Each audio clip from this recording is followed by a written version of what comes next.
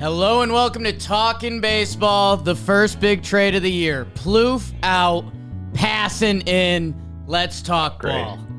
Yeah, we're going for it.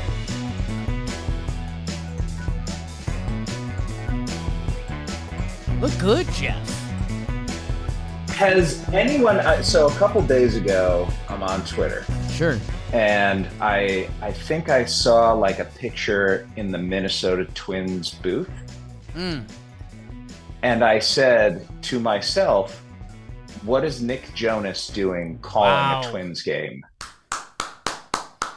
That's right where we need to be. Has anyone thrown that comp out there? Or like, am I just, because Trev looked great, like looked fantastic. And if you're getting compared to a pop star, I feel like that's a really good thing. I had to go and double check and see if anyone's made that comp on the internet before, and no one had. And so am I just seeing things, or is there something there? Well, you've just made his day, unfortunately, because Trev is still a sucker for being compared to a Jonas bro. That'll get him going. I was going to tell you, Yankees broadcaster, Michael K. I told this last episode, so I'll keep it quick. He asked Trev, it was, the boys in the press booth, obviously, because that's where we deserve to be. And Michael K. turns to me and he goes, is Trev the best looking broadcaster? And I don't know if he had you in the running for that still. Are you a broadcaster? Who are you, Jeff Passan? We were discussing this earlier. I am Twitter personality. Yeah. in my heart, I will always be a writer. Always. I'd like to think I still can write some decent things on occasion. But no, I would not call myself a broadcaster. I would say I'm a journalist who does broadcast work.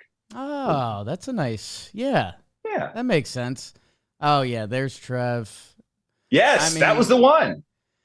Yeah, I don't want this to be shots fired at the other people in the booth. I'm not sure. Is that Glenn Perkins? That is Glenn Perkins in the middle. It's Glenn Perkins looking very Minnesotan, which is totally like if he hears this, he will take that as the compliment that it's intended. Glenn Perkins is like one of the most interesting guys in baseball. He was like, I met him pretty early on in my baseball writing career, and he was always very nice and very thoughtful, super intelligent guy. But I think like he wants to be Ron Swanson. He has his own wood shop. Okay. Oh yeah. Like has his own like giant warehouse where he makes wood items, and he knows how to make a bowl out of wood. Okay. I would have no idea how to do that. Right. But Glenn Perkins, abilities beyond a fastball. Man, 3 really good years there as Minnesota's closer, too. He was a really good pitcher. Absolutely. 3 straight All-Star games. Glenn Perkins making wooden bowls. That's how we're ending the episode. But till then, I want to talk some ball with you, brother Jeff. And I know you said in an honest / half-joking week, this is half-joking way, this is like your once a year, you get to put the hoodie on, you get to bop with the boys. Say a couple inappropriate words, and I don't know, everyone kind of goes their way, and we see at the World Series. I do have, and I did tease this to you a little bit, the only read I'm going to do with you, this is not a joke, we are with Kershaw's beef. Trev, our office freezer is filled with Clayton Kershaw's beef. Not a joke. I took home a pile of meatballs yesterday. I took home some steak. I took home a chunk of it. Dude, Clayton Kershaw, one of the best pitchers to ever play this game. He's in the beef game. And you can be too. Snag your box today at KershawBeef.com. Use code JOHNBOY. 15% off your order. KershawBeef.com, promo code JOHNBOY. Kershaw Beef. No curveballs, just beef. This is not real. This is real. This is not a real thing. This is completely made up. Trev. Oh God. Now I'm gonna have both of you mad at me. Thank you. Yeah, I know. I guess that's a win for you. I don't know. And Clayton Kershaw, has an argument for one of the best pitchers to ever play this sport. And we've joked about the personality. I've done Mike Trout and the weather thing a lot. This is Clayton Kershaw, man. He's a Texas boy. He's in the meat game. Are you going to have a Clayton Kershaw beef versus Nolan Ryan beef blind taste test? Because I feel like that has to happen. I will talk to our people. I mean, obviously that's something I'm very open to doing. But yeah, I don't know. There was a weird moment yesterday where I was on the New York City subway with Clayton Kershaw's meatballs in my bag, and I was like, wow, we're really here. We've really made it. So I I beg our listeners, go get you some of Clayton Kershaw's beef. Jeff. I'm just did you see me like actively like bite my lips there so I didn't say what I was thinking? So it's incredible, and I knew there was a chance you'd think it was a straight up joke. But it also just makes sense because that's baseball players, and I don't think we need to do the star power around baseball and social media and any of that. We'll avoid Caitlin Clark for today. We'll circle back on that. First of all, you're a Kansas City man. Is the town hype? I know our Yankees are giving you the business right now, but it's a great baseball city, and the Royals are playing really good.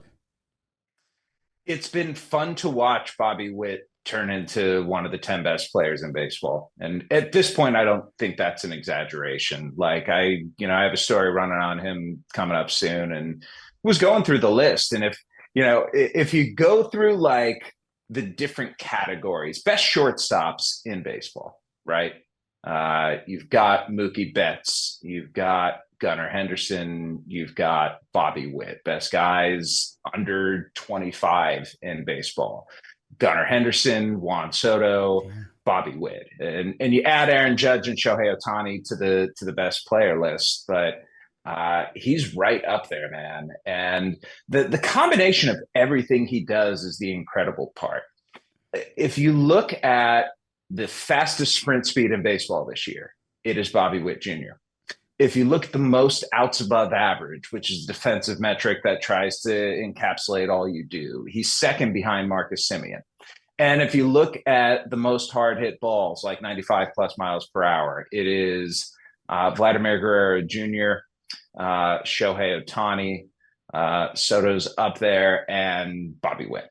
And so it's like, what more can you ask for a player than being the fastest, like among the two best defensively and among the four who hit the most hard balls? Like there's not much more you can get out of a guy. And so to have him performing the way that he is, Salvador Perez is having a fantastic year, and Cole Reagans and Seth Lugo have both been good. Like I was not admittedly bullish on the Royals coming into this season, but this is a team right now that has, I believe, the 7th best record in baseball. And you have this group, once you get past the 10 teams that are over 500 right now, this group that's just lingering around 500. And the Royals have built themselves a really nice cushion to this point. And I'm not going to say that we're going to be seeing them playing in October. And I think the Yankees have illustrated very clearly against a team with the 7th best record just how damn good they actually are right now. But it wouldn't surprise me at all to see the Royals, if not sustaining the pace that they're on right now, then at least being in the playoff mix for the remainder of the season. Yeah, I mean, to open up Bobby Witt's baseball reference and see 4 WAR on the page, Wednesday, June 12th, at age 23. That's, hey, good for him, good for Kansas City. I do want to, we'll keep it in the Centrals. We're clickbait guys. Who's the second best team in the NL Central?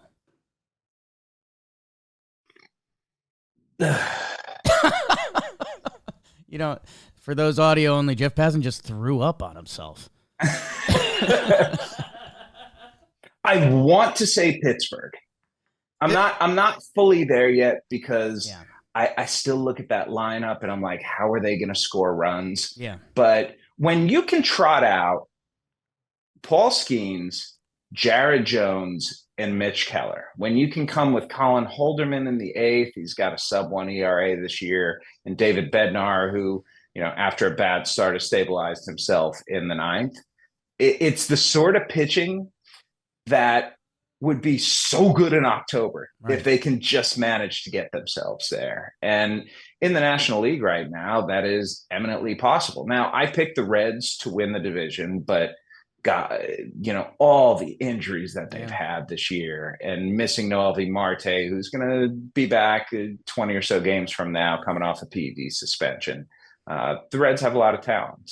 And the Cubs, who have a $200+ million payroll, you go and look up and down their roster, and you're like, okay, this is a deep team. There are no superstars on this team, but Imanaga and Assad and Justin Steele, that's a pretty good top of the rotation there. But they're just so frustrating, and Cubs fans are understandably frustrated. I'm not in on the Cardinals. I know they've made a run recently, and so they too have some guys, and they've gotten good pitching from Kyle Gibson and Lance Lynn, and Sonny Gray's been awesome this year. So the free agent signings were decent. They just haven't hit, and seeing Alec Burleson hitting second in their lineup behind Mason Wynn. You're like, what went wrong with the Cardinals? But no, they're actually pretty much all that's gone right with the Cardinals offensively this year. So it's a big pile of meh in the National League Central. And if the Pirates can go out and actually make a move and acquire a bat or two to go along with Nick Gonzalez, who's been really good since he's come up, and O'Neill Cruz and Brian Hayes and Brian Reynolds, maybe there's something there. Connor Joe, I think that the Pirates' litmus test is going to be, do they or do they not trade Connor Joe? Because there are going to be so few good outfielders, I think, on the market at trade season that they could do pretty well if they move Joe. But he's been their best offensive player this year. And I think with the Pirates being where they are right now, they would be better suited to hold on to him and try and add rather than subtract. Yeah, the Pirates part of this story has gotten really interesting because like you said, with the Reds, the injury stuff is kind of crazy. I mean, I think there's a top-heavy part to baseball that I want to talk about with a minute, and again, not in a non-douchey Yankee fan way, but what the Yankees and Royals are exhibiting right now. You're never a douche. I'm always. I just can't stop. It's okay. Look at you. The Pirates. Did you get a perm? Man, the hair is a hot topic right now. I've stopped gelling it. I basically just shower and shake like a dog, and then I kind of run my hair through it twice and see where it lands. There's good days and bad days. Right now, this is a C+. I've had a couple days though that I've looked back and I've been like, holy smokes, I've got the juice again. Have you figured out what the difference between a C+ day and an A day is? No. And if no. We're doing our bullpen sessions and we're seeing if there's anything different, but no. That makes sense. We're just getting on the hill, throwing it as hard as we can, and we're praying. Is this hair design? Yes. Seeing what the spin looks like on the curls. Yes. The shape, the pitch shape, the X-axis. I wonder how loud the Pirates, Skeens, Keller, Jones gets, because I feel like we've mentioned it once or twice. I heard on a broadcast last night, and with the Central being not wide open because the Brewers are doing their thing and they've proven they're just kind of a better franchise than those other Central teams at this point. Because the Pirates offense, I don't want to say it does nothing for me, but if you truly believe in that, and we've got the expanded playoff format, and we saw what the Snakes did last year, then it's time to go. Like, Pittsburgh's been bad for what, 6 years now? Is it more than that? More than that. So then of course. Here's the thing. Of course, it's time to go. But the truth is, the truth is, they're not given the resources to go, and that's why I think it is so incumbent on Bob Nutting to step up and to act like somebody who wants to own a good major league franchise, not just someone who wants to own a major league franchise, but own a competitive team. Um, when you have two guys in Skeens and Jones, Jake, who throw 100 miles per hour pretty regularly and who live, if not at 100, in the upper 90s, as an organization, you need to steel yourself to the fact that they are probably going to get hurt at some point. We just look at all of the guys who throw extremely hard, and all of them either need Tommy John or miss a significant chunk of time because of an arm injury. So if you have both of them right now and they are healthy, you go and take advantage of that while they're there. Because what happens if one of them gets hurt one year and then as he's coming back, the other one gets hurt? All of a sudden, you're not at full strength for 3 years. Like that's just a fact when it comes to Tommy John recovery, or when it comes to the recovery from arm injuries. It takes a lot of time. And if you have a window, if you have a moment that is pitching based, you go for it. And I think the perfect example of this is the Seattle Mariners right now. They understand that if we have Luis Castillo, George Kirby, Logan Gilbert, Brian Wu, on the injured list right now, but Bryce Miller as well, like, we need to take advantage of this moment in time where we have five guys who are sitting mid to upper 90s with their fastballs and all have at least one elite secondary pitch.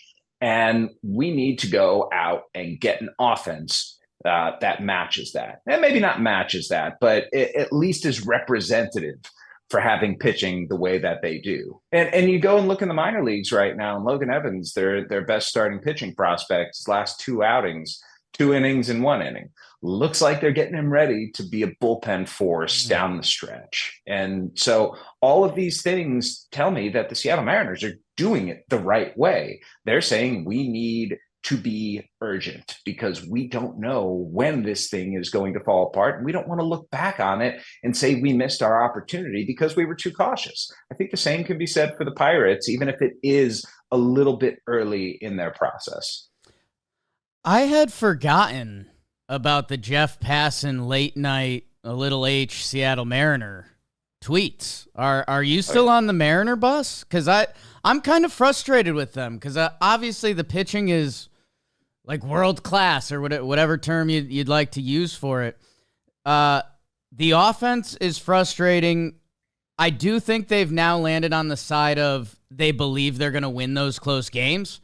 Like I feel like when it's the 7th inning and it's 1-0, like they feel like they're going to win that game, which I don't know if previous Mariners teams have felt that way. But I guess, I don't know, they're great at home. They're on top of the West. I think every baseball fan is currently living partially in fear of Houston. The light bulb is going to go on. And then Texas, I don't know, like Simeon's going nuts recently. They've got, Scherzer's actually throwing that. I don't know. I think Seattle, having not proven themselves in the past years, Houston with one of the best track records we've ever seen a baseball team put together, and the Texas Rangers, the defending champs. It's tough to believe in anything out West. Yeah, and I just keep waiting for the Rangers to show up. With the Astros, it almost feels like they're bound to, but there was going to be a regression there at some point. And the fact that that is aligning with so many of their pitchers being hurt. They're not going to have Christian Javier for the rest of the year. They're not going to have Jose Urquidy for the rest of the year. They're hoping to get back Luis Garcia and Lance McCullers, but you can't rely on that at this point. And, along with the Blue Jays, to me, the Astros are the most interesting team when it comes to the deadline, because if Houston does decide to move, let's say, Alex Bregman, are they going to say, hey, we're not going to spend the $300 million it's going to take to keep Kyle Tucker around, so we might as well do that now? Or is that more of an off-season thing? Are they going to say, hey, we're not going to spend the 9 figures it's going to take to sign Framber Valdez and move him at the deadline, when the best starting pitchers out there right now are more like Garrett Crochet, who is in his first season as a starting pitcher. Jesus Luzardo, who spent some time on the injured list this year, potentially Jack Flaherty. Like Framber Valdez would be a very appealing guy for some teams. So the Astros are holding a lot of cards when it comes to the deadline at this point. The Rangers, I think, they understand. Marcus Semien and Corey Seager are not getting any younger. Yeah. And so even though they have a lot of good young players, and Evan Carter and Wyatt Langford, even though they're struggling this season, they're going to be good. And Josh Young is going to be good. And Jonah Heim and Nate Lowe, they've got the pieces still to be a World Series winning team. They just really haven't put it together at this point. And I'm kind of confounded still, even with the pitching injuries that they've had, that they haven't been better, because they've gotten good performances from John Gray and Dane Dunning and Michael Lorenzen. Like, all the pieces are there to have another run. And, Seattle has let them hang around. Like, that's the thing. The Mariners have been the best team in that division. Yeah. They just haven't broken open the sort of lead that you would have thought they would have wanted to, with Texas and Houston struggling the way they have. Yeah, it's as we're, almost a month away from the All-Star game. I'm excited to see which team does it, because, for the first couple months of the season, one of my corny lines is like, if a team puts together 10 games, they're fine. Like, we even saw that with the Cincinnati Reds. Like, the Reds were like the third worst team in the National League. They put together like a 9-1, and now here they are. They're in second place. Like, yeah, that's how it goes in baseball right now. Because you mentioned this earlier, it is such a top-heavy game right now, and the fascinating part to me is that when we look back the last few years and see some of the teams that have gone to the World Series, like the Diamondbacks last year, I'm not going to say that it renders the regular season moot, or that what you do during the regular season doesn't matter, because I would much rather be the New York Yankees or the Baltimore Orioles or the Los Angeles Dodgers or the Philadelphia Phillies right now than just about anyone. I'm not saying I don't buy Cleveland, by the way. I think Cleveland's very legitimate. But if we're talking about the powerhouse teams in baseball right now, it's those first four that I mentioned. And I think there is a wide gap between those four and everyone else beneath them. But if you're a 500 or within a few games of 500 team right now, why wouldn't you think we have a chance when you have a first round of the postseason that has only 3 games in it? Like, that's the thing. Baseball's playoff format has made it such that average to slightly above average teams have pretty much a coin flip shot of knocking out teams that over 162 games were significantly better than everyone else. And, your mileage may vary on how you feel about that. On one hand, it's like the traditionalist in me wants the regular season to matter. They play 6 months of baseball. It is a grind. It is a really difficult thing to get through and be one of the best teams. On the other hand, I like the idea of a team that you may not know or may not think a whole lot of catching fire and making it all the way to the championship series, or perhaps winning a ring. And look, it wasn't just the Diamondbacks last year, by the way. I know that because they had 86 wins, they got a little bit more of the shine of being that Cinderella. The Rangers blew the division down the stretch and got in with 90 wins. It was the fewest combined wins for a World Series in baseball history. And I think teams see that and say, why not us? So is the deadline going to stink? I'll tell you what doesn't suck. Rhone, R-H-O-N-E. I wear clothes every day. There's some analytics from me. And you're always looking for something that fits right and is comfortable. And that's where Rhone, especially their commuter collection, kicks into gear. Breathable, versatile. Whether you're going to work or whether you're maybe golfing or maybe you're at the 19th hole after. Rhone's 4-way stretch fabric, breathable, flexible, and works everywhere. It's time for, listen to this, unparalleled confidence without the hassle. Whoa.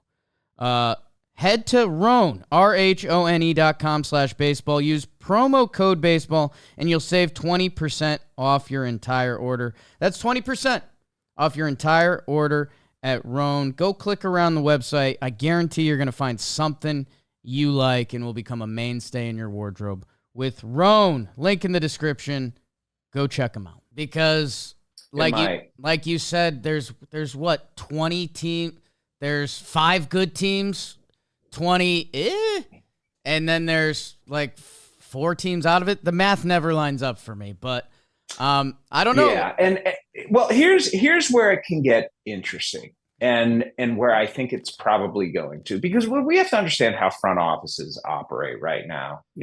If you're going to make a trade, for example, you start discussing players, and when you have some kind of a potential framework in mind, you go to your analysts and say, what's the expected value here? What are we getting? What does the future value look like? And the numbers tell that story and inform a lot of front offices who frankly just don't want to make negative EV trades. They have no desire to be giving up more than they are getting back and what their models are going to tell them. And so, I think there's going to be some real opportunity here for the teams that are sharks to go out and say, if the market for players at the trade deadline right now is as thin as it is, if this is a complete seller's market, are we being foolish by not going out and selling?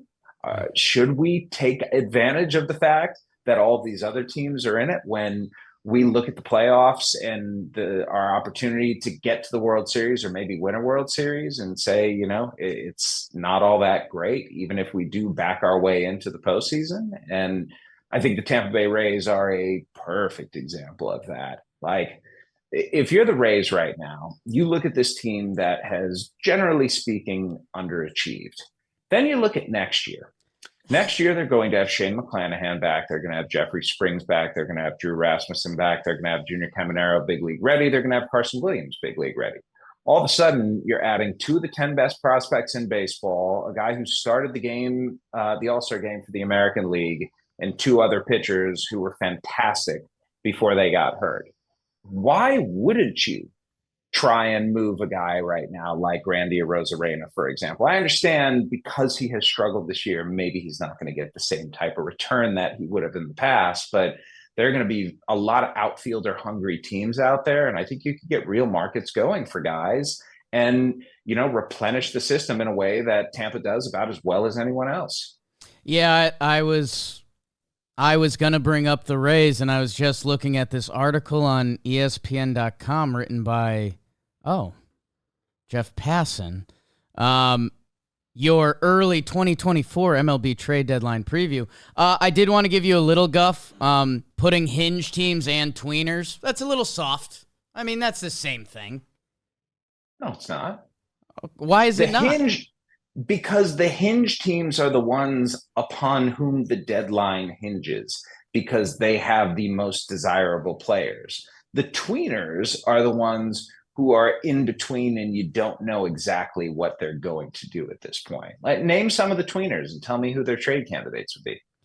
The tweeners, you listed the Cubs, the Reds, so basically the whole Central, Pirates, Twins, Giants, and Cardinals. So the whole Central and the Giants. Yeah, I guess for me, and this, I was kind of going to bring the convo here a little bit, that the Rays are going to clean up. Because they have always operated differently. They don't care. We're going to do our thing. We believe in our thing. It's going to be such a buyer's market. We're talking about the Pittsburgh Pirates probably going to buy because they've been so bad for so long. And the game I always play is pretend you're in that front office. Like, if you're in the front office of the Pirates, you've been bad for a little bit now. It's happening in front of you. Like, you think your team is good, or at least you think your pitching is good right now, that I think you're looking around and being like, if we get the right thing, we could sneak into this thing. Imagine, we're going to have a parade around the Allegheny. Like the San Francisco Giants, they're in too deep, dude. They can't sell. No, they can't. So and here's the thing. if they were to, who are they moving anyway?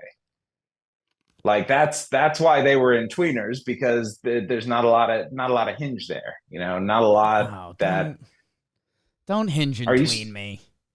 I can't stop looking at your hair. I It know. really it really does look like you got a perm. It feels like it got better in the last like 10 Couple of minutes. Did minutes. I do something? Again, I don't know. I got to go back to the Rapsodo and see. I got to just watch the last 10 minutes. Maybe it's sweat at this point. It's definitely sweat at this point. um, let me do a lame generic question, Jeff. Is baseball in a good spot right now? Like, because it's really, this is kind of what we thought baseball would turn into a little bit. Like the top heavy teams. Hello, Yanks, Dodgers, Phils. Like, obviously the Orioles built up to this in a different way, but they're every team's kind of dream right now. Let's make our farm system just constantly filled with blonde, blue-eyed top prospects. Like it's a little, I don't know what's going on in Baltimore. Like there might be some human like cloning shit going on. But the rest of baseball is in this weird wild. Are we a wild card World Series winner, or are we a bad team? That I don't know. Is this Right. good? Looking at like a snapshot of where we are right now, I try and think about these things in a macro sense. And I don't know if this is how it's going to continue. Like that to me is the beauty of the sport, when you have as much parity, or if you want to use another word, mediocrity, as you do in baseball right now. Does that not lead to more teams being engaged during the off season and more teams trying to go out and win and make moves? Like that to me is the sign of a healthy sport. A healthy free agent market tends to promote a healthy sport. And the free agent market this past offseason was not, frankly, as healthy as Yeah. it could, or a lot of people believe should have been. And so it's going to be interesting. We're going to have a better class this upcoming offseason, I think, than we did this past year, where it was extremely top heavy with Shohei Ohtani and Yoshinobu Yamamoto. But once we get to the winter, I think I'll have a better answer to that question. I personally, though, as someone who grew up in Cleveland, which, even though when I was growing up, like the Indians had, one of the top 5 payrolls every year, but still small market, live in Kansas City right now, small market. So I know what it's like to look at the Yankees and the Dodgers and the Phillies and be like, how do we compete with that? The fact that this many teams are still hanging around and going to be playing meaningful baseball this summer, I think is good for the sport, because it's going to keep fans engaged in the season, where if you're playing, 350 baseball by June, you feel like it's over. And the only thing you're waiting for is the trade deadline to see exactly what you do. Yeah, it's you're right. And it's one of the funny parts about me being a Yankee fan is I expect them to go out and be the Yankees, and we have a high standard. And last year is the worst year in 30 years of Yankee baseball or whatever. But I also love, teams should feel like they have a chance, and it turns into an ownership discussion and who's doing it the right way. And we saw San Diego have their moment, and they're still kind of in their moment, but my God, talk about a frustrating team like that. That team, I don't know. It just needs to be in a better spot. That we talked about the top teams in baseball, and you bring up your Cleveland guard dogs. Which, are you and Chris Rose friends? Like, you guys are. I love Chris Rose. Yeah, absolutely. You guys are the hottest guys to come out of Cleveland. First off, Chris Rose is like the nicest dude. Yeah, he's just the best. He really is. You are, but you don't like being a nice guy. No, not at all. I struggle with it every day. I ask myself, why aren't you more of a piece of shit? Yeah. It's really something that's tough. Flip that.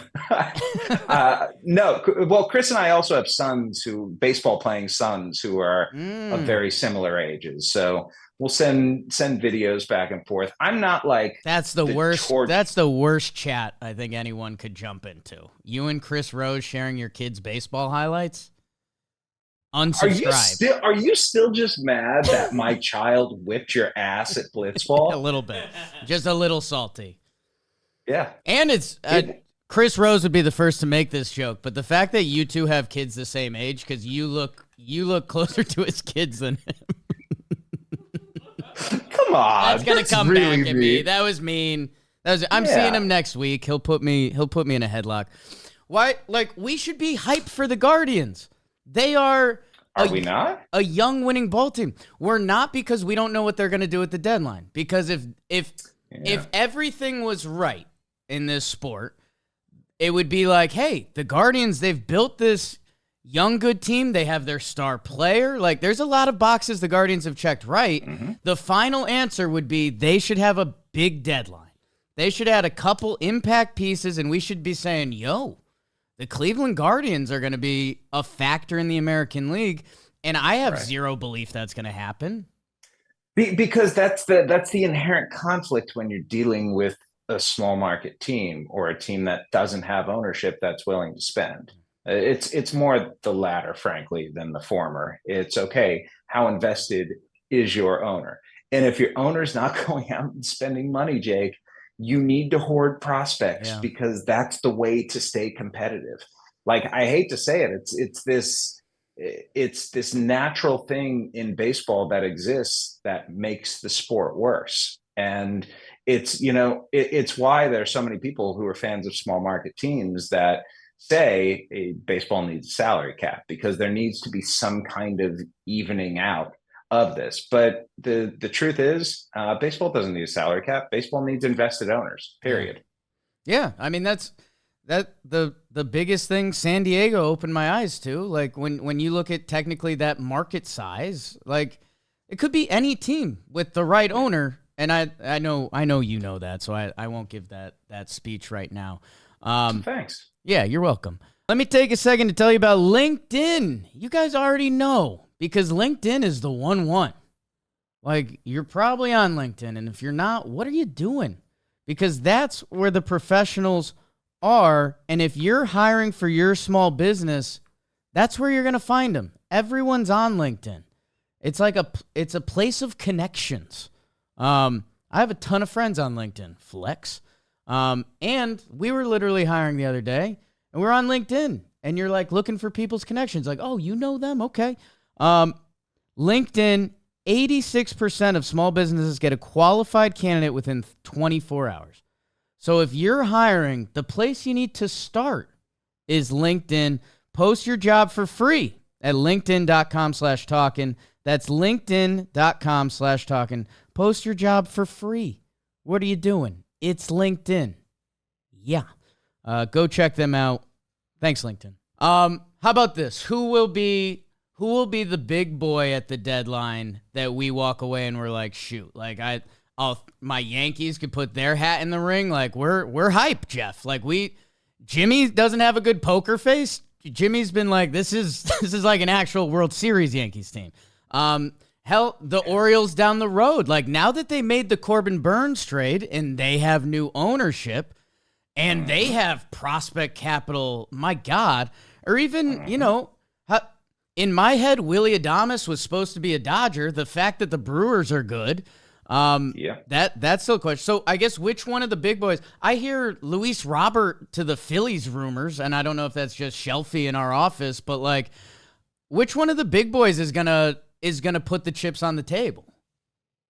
Well, let's start with the Yankees here. Sure. Who would be a big boy you would like to see the Yankees go out and get? It's a good question, because I think there's times when we live in fear of ourselves. The corner infield / second base, you can ask questions. Like, if you want to say, hey, we're the World Series Yankees, let's go out and win a World Series. We haven't been since 2009. And everyone talks about us like we're assholes. So if we're going to be talked about like that, well, then let's be assholes. So I don't know. And I guess that's like, what's the name? Ryan McMahon? Like, so it's a good point. I don't think Ryan McMahon's going anywhere. I mentioned him in that column that you mentioned earlier. Perfect. Like, the perfect fit. plays first, second, and third. I mean, there's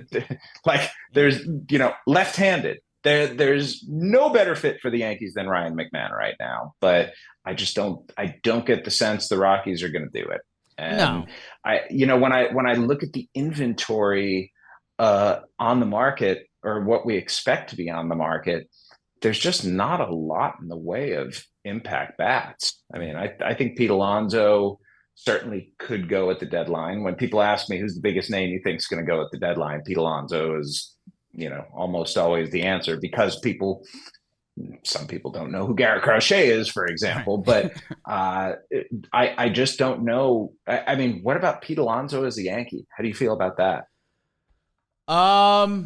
I'd love the click of it. Like, now that we're kind of media people, and I'm entertained by Pete. Like, I think he is like, people that don't follow baseball, he's like the generic baseball player. Like, hey, look at this big first baseman that's always pumping his mitt and he tries to hit home runs. Here's Pete Alonso. Like, would that be electric? Yes. Is it like what I think the Yankees need? Not at all. If it happens, I think we would do like 5 minutes of looking around at each other like, excited. I don't know. This is kind of cool. We don't need this at all, but okay, let's roll it out there and watch 4 of the biggest men in baseball hit, I guess. But no, that's not like a solution. Does a team this good need a solution? I feel like the solution is Garrett Cole. Okay. Let's go out and get the best record in baseball. Let's have the 2 best hitters hitting 2 and 3 in our lineup, following our young franchise type shortstop. And let's go add the reigning American League Cy Young winner just for shits and giggles. Like, that's the position that the Yankees are in right now. And look, I was very wrong on this team. I thought they were too old. And I think I underestimated what having Judge and Soto back to back in the lineup does. It's remarkable how good both of them are. And to have them back to back, it's not unfair. Nothing's unfair. It's a game. They went out and got these guys, drafted one, traded for another. So they did it by the books without, having to go out and spend goo gobs of money to get them. But man, it is just a frightening thing if you're an opposing pitcher to have to face those two. And you mentioned Skeens and Jones before, Luis Gil. I was doing like generic baseball, like, it double Tommy John, and let's see where the innings land. The Yanks should use some bullpen, so we'll probably kick him back there. Mm-hmm. It's exactly what you said about the Pittsburgh kids for me now. Like, pitching injuries and how quickly this game moves. Yeah. It sounds rude, but I'm riding heel into the ground this year. Like, it's special, and I don't know. I don't know if anyone can maintain anything in any baseball arm at this point that, well, you've got this. I guess closing the Yankee loop, because everyone's probably already turned us off, it would just be tough if come October, Gleyber Torres, he needs to be offensive. Otherwise, he's not a plus player. Right. That if Rizzo and DJ aren't contributing, Oswaldo Cabrera, he just hasn't done it at the big league level, that if you're the Yankees and you find yourself in a 5-game set and half your lineup isn't going, I don't know. That's going to be a tough look, because you can't say it came out of nowhere. Yeah. And against better pitching is the thing. That's what we have to remember about October. You're not going to find a bunch of garbage arms out there. Like, if you've made it to October, you can pitch, and you're going to be seeing a ton of velo, and you're going to be seeing the best spin that you have all year, and you're going to be seeing it every day. And it's just, as every level you go to, it's just going to get tougher. And so, it's very first world problem of you to be wondering if you're like 700 baseball Yankees might have a little bit of a lineup boo-boo. But no, here's the thing. It's the question with this team. Yeah. It's the thing that's going to separate this team. Now, let me ask you this. What's your Yankee playoff rotation look like, presuming Cole comes back healthy? It's Cole, Heel, Rodon. Okay. Um, Rajon looks good, Mc- man. Stroman. yeah, in it becomes tricky. Rodon looks great. I'll ask anyone. Go look at just a picture of him on the mound last year to this year. The comparison I used, and like Rodon's kind of a fun guy on social media, so I don't know if this ends up on me in a headlock. Last year, he had memories of like he was reminding me of David Wells. This year, he looks like Pettit. Like the dude had a body transformation and he's performing. And there was a great juxtaposition of him coming off the mound in Kansas City at the end of last season, 0 outs, 8 earned runs, to him shoving the other night. It just gets tricky because, you know, we've seen such success with starting pitchers kicking to the bullpen in the playoffs for a lot of recent teams that have done well. That you just, you know, Stroman doesn't seem like a guy that goes in the bullpen and his stuff ticks up like maybe Clark does. I forget if I saw you writing about that or someone else, but yeah, either way, I mean, that's, you know, we're a couple years removed from the J-Hap Davy Garcia outing, that the fact that we can list multiple starting pitchers, we're in a very good place right now. Yeah, I don't feel like it was talked about enough how J Hap should have been J A Hap. It's bizarre. I mean, when we found out, again, like I don't want to say we have half brains, but I think we use half of our brains. Snaps for that. That when we found out J.A. Happ is called J Hap, we were like, what are we doing? What are we doing as a society? Shouldn't he just have been Jay? Like if you're going to go You're allowed J, to go go full by J. that. Yes. And no one would have cared. Did you ever think about being Jay Storiali? So when I was going to college, I debated if I wanted to make the change to JR. My middle name is Ronald. And I was debating. I was like, do I just want to rebrand this whole thing? Because in high school, it just didn't work. Should I go to JR? And then I was like, nah. And there was another guy I befriended who was a JR. So that just we would have been all over each other's turf. I think it was also like the disconcerting thing was it was two initials with J Hap that you just don't see together. No. Like JR, there are enough JRs out there that, you know, you're kind of used to the name and you never question it. Have you ever met another JA? No. And there'll be some kid on YouTube in 10 years who's like, let me tell you the story of J.A. Happ. And then we'll be like, you caught your new Jolly Olive. We called him Jay. And they'll be like, please stop. Don't contact us. I don't know how we landed here, Jeff. But it's always never do. It's always a delight, man. You usually have a few things to hype. Do you have a big story in the chamber? I feel like you always say that, and then you usually do. Like there was that guy who like shot Drew himself. Robinson? Yeah, Yeah. that was a crazy one. What do we got? What do we got coming up? We've got a Bobby Witt story coming. We got a couple other good ones that are on the way. You laugh about Rosie and I having the worst text thread imaginable, but I am in the middle of like youth baseball right now personally with my kid, but it has allowed me to see the state of affairs in the lower levels of baseball, and it's an absolute nightmare. Jeff, you wonder why there are pitching injuries at the big league level. That's where it starts, Jake. And so I've got some stuff coming on that I think is going to open people's eyes. And hopefully it's the kind of reporting that reaches the ivory tower at Major League Baseball and they say we need to do something about this because it's a nightmare. And there's so many misplaced incentives. There are so many uneducated parents. There are just so many problems that are happening at 14 and 15 and 16 that manifest themselves at 21 and 22 and 23. And that can be addressed and that can be fixed and that can be remedied. But it is one of those takes a village situations. And right now the Village just doesn't know any better. Yeah, you probably don't know this, Jeff, but you know this first part. I'm a pretty basic cat that give me the one line that makes sense.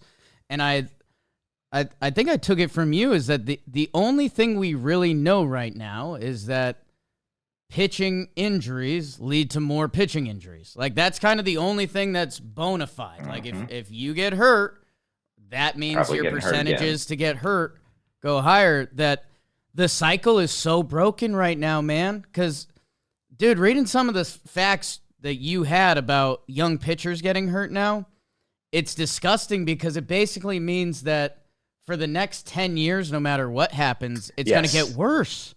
It's exactly, yeah. That's the problem, that this isn't something that's going to go away anytime soon, because all of the things that have led to the pitchers getting hurt so far, they haven't changed. Nothing's changing right now. I heard from somebody yesterday who is deeply into the arm care end of the world. And we had a conversation about a month ago about the way that youth pitchers are being used. And he said to me, essentially, when we talked, I was a little bit alarmed. I didn't realize how bad it was. It's worse than you even said. And if it's him saying that, alarm bells should be going off right now at Major League Baseball and even in front offices who, in reality, have contributed in large part to this because of the things that they prioritize. They go after guys who can throw hard, period. That's just the number one most important thing. How hard can you throw a baseball? Well, what happens when kids see that? They say, in order to get to the big league level, the college level, to play at my high school, I need to throw hard. And so they start doing it earlier and earlier. And it's just a self-perpetuating cycle. It's I won't even add, because I feel like we could probably do a clean hour on it, because the cycle's so broken. Imagine these 21-year-old testosterone-filled minor leaguers.